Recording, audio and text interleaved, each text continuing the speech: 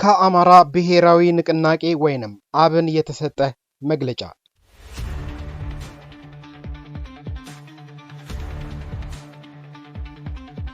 የተከበራችሁ የኢትዮጵያ ሕዝቦች፣ የተከበርከው የአማራ ሕዝብ፣ የአማራ ብሔራዊ ንቅናቄ አብን በሀገራዊ ምክክር ሂደቱ ዙሪያ የተካሄደባቸውን መንገዶች፣ የታዩ መዋቅራዊ ግድፈቶችን፣ የመርህ ጥሰቶችን እንዲሁም ሀገራችን ያለችበትን አጠቃላይ የፖለቲካና የደህንነት ሁኔታ በጥልቀት በመገምገም የሚከተለውን የአቋም መግለጫ አውጥቷል።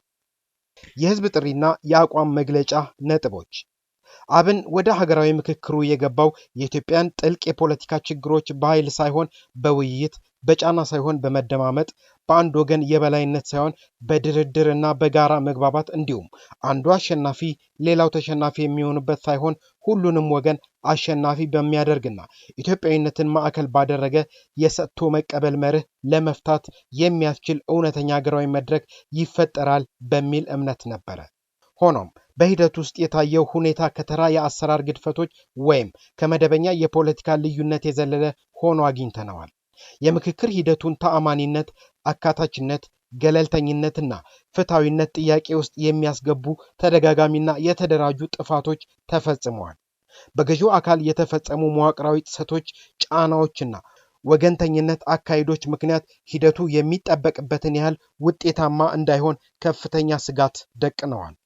በዚህ ረገድ ሀገራችን ኢትዮጵያ በታሪኳ ካጋጠሟት ውስብስብ ፖለቲካዊና ማህበራዊ ፈተናዎች መካከል አሁን ያለንበት ወቅት ከፍተኛ ጥንቃቄና አስተዋይነትን የሚጠይቅ ነው።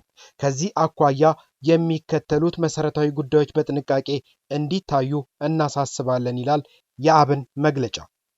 አንደኛ፣ የአዲስ አበባ ህዝብ ውክልናና የራስ አስተዳደር መብት በምክክሩ ሂደት ወቅት በአዲስ አበባ ከተማ ህልውና ባለቤትነትና የራስ አስተዳደር መብት ዙሪያ የታየውን የክህደት ተግባር በትኩረት መከታተል ያስፈልጋል። በከተማዋ ኢኮኖሚያዊና አስተዳደራዊ ጉዳዮች ላይ ብቻ ሳይሆን የከተማዋን ባለቤትነትና ተጓዳኝ የፖለቲካና የህግ ማዕቀፎችን በሚመለከቱ መሰረታዊ ጉዳዮች ዙሪያ በሚመከርበት መድረክ ላይ በበርካታ ሚሊዮኖች የሚቆጠሩ የከተማዋ ነዋሪዎች ድምፅና ፍላጎት በአግባቡ ሳይወከልና የከተማዋ ህዝብ እንደ ዋና ባለቤት ወይም ቦዲ ፖለቲክስ ሳይቆጠር መታለፉ እጅግ አሳሳቢ ገመና ሆኖ ተመዝግቧል። የከተማዋን ነዋሪዎች መብትና ዘላቂ ጥቅም ያስከብራሉ ተብለው የተወከሉት አካላት የተጣለባቸውን አደራ በመዘንጋት የአንድን ወገን አካል ያልተገራና ድንበር የለሽ ፍላጎት ለማስፈጸም ሲሉ የከተማውን ህዝብ መብትና ጥቅም አሳልፈው ሲሰጡ ተመልክተናል። ይህ ተግባር በኢትዮጵያ የብሔር ፌዴራሊዝም ከተዘረጋበት ጊዜ ጀምሮ በአዲስ አበባ ህዝብ ላይ ሲፈጸም የቆየው ተከታታይ የመብት ገፈፋና የማግለል ሂደት የመጨረሻው ምዕራፍ ማሳያ ነው። በመሰረቱ ህዝበ ብሔራዊና ኮስሞፖሊታን ውቅርና ገጽታ ያለው የአዲስ አበባ ህዝብ ለአግላይና ዘውጊያዊ የፖለቲካ ስርዓት የማይመጥን ወይም ሜስፊት ተደርጎ ተስሏል። እጅጉን ያሳዘነን አሁን ያለው መንግስትም ስለ መደመር፣ ስለ ለውጥ፣ ስለ ህብረ ብሔራዊ ወንድማማችነትና ስለ ኢትዮጵያዊነት ውህደት ወይም ሲነርጂ ደጋግሞ እየሰበከ በተግባር ግን ለአዲስ አበባ ህዝብ ምንም አይነት ቦታና እውቅና የማይሰጠውን አግላይ ዘውጊያዊ ፖለቲካ ሙጥኝ ብሎ ለማስቀጠል መሞከሩ ነው። ሆኖም ድርጅታችን አብን በጽኑ የሚያምነው የተዛባ የኢትዮጵያ ፖለቲካ ሊከተለው የሚገባው ትክክለኛና ምክንያታዊ አቅጣጫ የአዲስ አበባን ህብረ ብሔራዊ ገጽታ ወደ አግላይ ዘውጊያዊነት መለወጥ ሳይሆን ይልቁንም የአዲስ አበባን ሁኔታ የአንድነት ሞዴል በመላው ኢትዮጵያ በሚገኙ ታላላቅ ከተሞች ላይ ማስፋፋትና ማጽናት እንደሆነ ነው። በእርግጥም አንድነት በልዩነት ወይንም ዳይቨርሲቲ ኢን ዩኒቲ በሚባለው ታላቅ መርህ በመሬት ላይ እውነተኛ ትርጉምና ህይወት የሚያገኘው እነዚህ ሁለት መሰረታዊ እሴቶች በተግባር ተጣጥመውና ተዋህደው ሲተገበሩ ብቻ ነው። ስለሆነም የአዲስ አበባ ከተማ ህዝብ የከተማችሁን ህልውናና መብት የሚመለከቱ ጉዳዮችንና በዚህ ዙሪያ የሚደረጉ ውይይቶችን በከፍተኛ ንቃት እንድትከታተሉ፣ የራስ አስተዳደርና የፖለቲካ መብታችሁንና መጻኢ ዕድላችሁን በህጋዊ መንገድ ለማስከበር በአንድነት እንድትቆሙ ጥሪያችንን እናስተላልፋለን። ሁለተኛ፣ ድብቅና መንታ የፖለቲካ ስልቶች፣ መዋቅራዊ ስጋቶች። ስርዓቱ በአደባባይ የሚያስተጋባቸው የሀገራዊ አንድነት፣ የጋራ ብልጽግና፣ የዜጎች እኩልነት፣ የህብረ ብሔራዊ ወንድማማችነትና የመሻገር ዲስኩሮች በተግባር መሬት ላይ ካለው እውነታ ጋር የሚጻረሩና ሰፊ ክፍተት ያለባቸው እንደሆኑ የምክክር ሂደቱ ፍንትው አድርጎ አሳይቶናል። አጠቃላይ የፖለቲካ ሂደቶችን በጥንቃቄና በሚዛናዊነት ስንመረምር በአንድ በኩል ስለ ሀገራዊ አንድነትና ወንድማማችነት እየተሰበከ በሌላ በኩል መንግስታዊ መዋቅሮችን የአንድን ቡድን ፍላጎት ለማስፈጸሚያነት የማዋል ጥረት እንደሚደረግ በስፋት አስተውለናል። ከአዲስ አበባ በመቀጠል ጎልቶ የወጣው የመንግስት አመራሮች አካላትና ደጋፊዎች በምክክሩ መካከል በፓርላማ የሚመረጥ ፕሬዝዳንት ይሁን በሚል ያቀረቡት አማራጭ ነው። ለዚህም የደቡብ አፍሪካን ተሞክሮ በማጣቀስ ለማቅረብ ሞክረዋል። ነገር ግን ከንጽጽር ጥናት መርህ አኳያ የኢትዮጵያ ሁኔታ ከደቡብ አፍሪካ ሁኔታ ጋር ፍጹም እንደማይመሳሰል እየታወቀ የቀረበው ሐሳብ የምድብ ስህተት ወይም ካታጎሪ ኢረር እንዳለበት በሂደቱ አስገንዝበናል። እንደሚታወቀው ደቡብ አፍሪካ አካታችና ስኬታማ የፖለቲካ ሽግግር ያደረገች ጠንካራና ነፃ የሲቪክ ማህበራት ያሏት የዳበረ የዲሞክራሲ ባህልና ህገ መንግስታዊ ስርዓቶች የገነባች ሀገር ነች። ስለሆነም እነዚህ መሰረታዊ ተቋማዊና ፖለቲካዊ ባህሎች በበቂ ባልተገነቡበት ሀገራችን ኢትዮጵያ የደቡብ አፍሪካን ተሞክሮ በይስሙላ እያጣቀሱ ለማቅረብ መሞከር የህዝብን ትኩረት ለማሳትና አምባገነንነትን በህግ ለማዋለድ የሚደረግ ጥረት ነው። በሌላ በኩል ድርጅታችን አብን ለሀገራችን የፕሬዝዳንታዊ ወይም ከፊል ፕሬዝዳንታዊ ስርዓት አማራጭን ያቀረበ ሲሆን ዓላማውም ተወዳዳሪ እጩዎች የመላው ሀገሪቱ ዜጎች ድምፅ ለማግኘት ሲሉ ድንበር ተሻጋሪና አስተሳሳሪ የሆኑ ሀገራዊ የፖለቲካ ወይም ክሮስ ከቲንግ ኤንድ ዩኒፋይንግ ፖለቲክስ አጀንዳዎችን እንዲያራምዱ ያስገድዳል በሚል እምነት ነው። በገዢው አካል በኩል የቀረበው ግን በሂደት ስልጣን በአንድ ግለሰብ ወይም ቡድን እጅ ለማከማቸት እንዲያስችል ህጋዊ ሽፋን ከመስጠት ያለፈ ፋይዳ እንደሌለው ሊታወቅ ይገባል። በተጨማሪም ወደ አዲስ አበባ ጉዳይ ስንመለስ በአንድ በኩል ትልልቅ ሀገራዊና ቀጠናዊ አጀንዳዎችን ደጋግሞ በማስተጋባት በተግባር የአዲስ አበባ ከተማን መሬትና አስተዳደር በተናጠል የመቆጣጠር ፍላጎት ታይቷል። ይህ አካሄድ ሀገራችንን ወደ ተሻለ ዲሞክራሲያዊ ስርዓት ከማሸጋገር ይልቅ የፖለቲካ ችግሮቻችንን ይበልጥ የሚያወሳስብ በመሆኑ የኢትዮጵያ ህዝብ ሂደቱን በጥንቃቄ ሊከታተለውና ለሰላማዊ ትግል ሊያደርግበት ይገባል። ሶስተኛ፣ የአብን አቤቱታዎች፣ የቀጠሉ ጥሰቶችና ቀሪው የምክክር ሂደት። ድርጅታችን በምክክሩ ሂደት ውስጥ የታዩትን አግላይና አፋኝ አካሄዶችን በዝምታ አላለፋቸውም። ይልቁንም በሂደቱ የታዩትን ያልተገቡ ጣልቃ ገብነቶችና ህገወጥ ድርጊቶችን በጽናት በመቃወም የሚከተሉትን እርምጃዎች ወስዷል። ለሀገራዊ የምክክር ኮሚሽኑ 2 ጊዜ መዋቅራዊ ግድፈቶችን እንዲታረሙ የሚያስገነዝቡ ይፋዊ የአቤቱታ ደብዳቤዎችን አስገብተናል። 2 ጊዜ በጊዜያዊ የኮሚሽኑ ጽህፈት ቤት ተገኝተን በሂደቱ ላይ ያየናቸውን ስጋቶች በፊት ለፊት ውይይት አስረድተናል። ለገዢው የብልጽግና ፓርቲ ጽህፈት ቤት የሚፈጸሙ ጥሰቶችን በአስቸኳይ እንዲያቆሙ የሚያሳስብ ደብዳቤ የጻፍን ሲሆን ከፓርቲው ከፍተኛ አመራሮች ጋር በአካል ተገናኝተን የተፈጸሙትን ጥሰቶችና አላስፈላጊ ጣልቃ ገብነቶችን በመጥቀስ በአስቸኳይ እንዲታረሙና ሂደቱ እውነተኛ የምክክር ሂደት እንዲሆን ፓርቲው ግንባር ቀደም ሚና እንዲጫወት በአጽንኦት አሳስበናል። ነገር ግን እስካሁን ድረስ እነዚህን መሰረታዊ ግድፈቶች ለማረም የተወሰደ አዎንታዊ እርምጃ አለመኖሩን እጅግ አሳዛኝ ነው።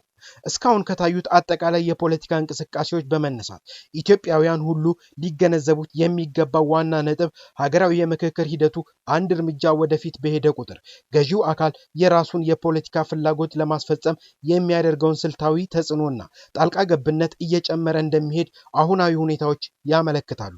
በተለይም ገዢው አካል በቁጥጥሩ ስር ያሉትን የፓርላማ፣ የህግ አስፈጻሚና የጸጥታ መዋቅሮችን በመጠቀም ከምክክሩ መድረኩ የሚወጡ ምክረ ሐሳቦችን በተዛባ መልኩ ወደ ራሱ የፖለቲካ መስመር ለማስገባት ሊሞክር ይችላል። ሆኖም በዚህ ዙሪያ ያለንን ጽኑ አቋም ዳግም በመግለጽ እነዚህን መዋቅራዊ ጥሰቶች የሚጥሱ ከሆነ እንዲሁም አንድ ወገን ብቻውን የሚወስንበት አግላይና አምባገነናዊ ስርዓትን የመጫን እንቅስቃሴዎችን የማያቆም ከሆነ ድርጅታችን አብን በከፍተኛ ንቃትና ብስለት ሂደቱን በመከታተል ባለፈ አሁንም ይሁን ወደፊት ለእነዚህ አይነቶቹ የይስሙላ የፖለቲካ ድራማ ወይም ፌኬድ ፈጽሞ እውቅና የማንሰጥና የማንተባበር መሆናችንን በአጽንኦት እንገልጻለን። ከፊታችን ያለው መንገድ ፈታኝ ቢሆንም ያሉትን ክፍተቶች ለማስተካከልና አገራዊ መግባባቶችን ወደ ትክክለኛ አቅጣጫ ለማስኬድ የተሻለ የፖለቲካ ንቃት፣ ጥንቃቄና ብርቱ ሰላማዊ ትግል ማድረግ እጅግ አስፈላጊ መሆኑን እንረዳለን። በመሆኑ ህዝባችን በቀሪዎቹ የምክክር ምዕራፎችና በቀጣይ ሀገራዊ ጉዳዮች ላይ በንቃትና በተደራጀ መንገድ እንዲሳተፍ ጥሪ እናደርጋለን። አራተኛ፣ ለሚዲያዎች የቀረበ ማሳሰቢያ። ሀገራዊ ምክክሩ አሁንም እየተካሄደ ባለበትና ድርጅታችን አብን የተፈጸሙትን ጥሰቶችና መዋቅራዊ ግድፈቶች ለኮሚሽኑ፣ ለገዢው ፓርቲና ለመላው ህዝባችን ይፋ ባደረገበት በዚህ ወቅት አንዳንድ የግል ሚዲያዎችና የመንግስት ብዙሃን መገናኛዎች የተሳሳቱ ዘገባዎችን ወይም ሮንግ ፍሬሚንግ የተቀናጁ ሐሰተኛና አሳሳች መረጃዎች የማሰራጨት ዘመቻዎችን ወይም ዲስኢንፎርሜሽን እና ሚስኢንፎርሜሽን ካምፔን በማካሄድ ላይ ይገኛሉ። እነዚህ ሚዲያዎች ያቀረብናቸውን መሰረታዊ አቤቱታዎች አፋልሰው በማቅረብ የገዢውን አካል አጀንዳዎች ብቻ በማቀንቀን እስካሁን የነበረውን ሂደትና ውጤት ሆን ብለው በተዛባ መልኩ በመዘገብ የቀረቡ ቅሬታዎችን ዋጋ ለማሳጣትና የገዢውን አካል የወደፊት የፖለቲካ ፍላጎት ህጋዊ ለማስመሰል የሚደረጉ ጥረት መሆኑን ታዝበናል። ከዚሁ ጋር በተያያዘ ሚዲያዎችን በተመለከተ በዚሁ የምክክር መድረክ ለሀገራችን የዲሞክራሲ ግንባታ ሂደት ሚዲያዎች ገንቢ ሚና እንዲጫወቱ እንዲሁም ገለልተኝነታቸውን የጠበቁ ሀገራዊ ተቋማት እንዲሆኑ ምክክር እየተደረገበት ባለበት ሰዓት ይልቁንም ከዚህ በተቃራኒ ሚዲያዎችን ወይም ለሚስ ኢንፎርሜሽን እና ዲስኢንፎርሜሽን ማሰማራት ድርብ ስህተት መሆኑን ታዝበናል።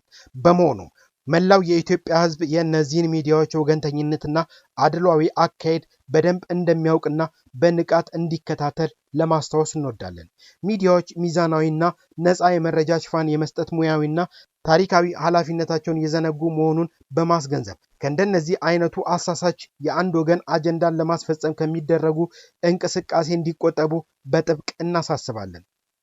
አምስተኛ፣ ለገዢው አካል የቀረበ ማስታወሻ። ከ8 ዓመት በፊት በኢትዮጵያ የመጣውን የፖለቲካ ለውጥ አምባገነኑን አድሏዊውንና ዘውጋዊውን የኢህአዴግ ስርዓት በመጣል አሁን ያለውን መንግስት ወደ ስልጣን እንዲመጣ በተደረገው መራራ ትግል ውስጥ የአማራ ወጣቶችና መላው ህዝባችን ያደረጉት እልህ አስጨራሽ ታሪካዊ ተጋድሎና የከፈሉት መስዋዕትነት በግልጽ ሊታወቅና ሊታወስ ይገባል። ነገር ግን ገዢው አካል ወደ ስልጣን የመጣውም ሆነ ስልጣኑን አስጠብቆ የቆየው በራሱ ጥረትና በአንድ ወገን ትግል ብቻ እንደሆነ አድርጎ የመተረክ ዝንባሌ ከወዲሁ መታረም ይገባዋል።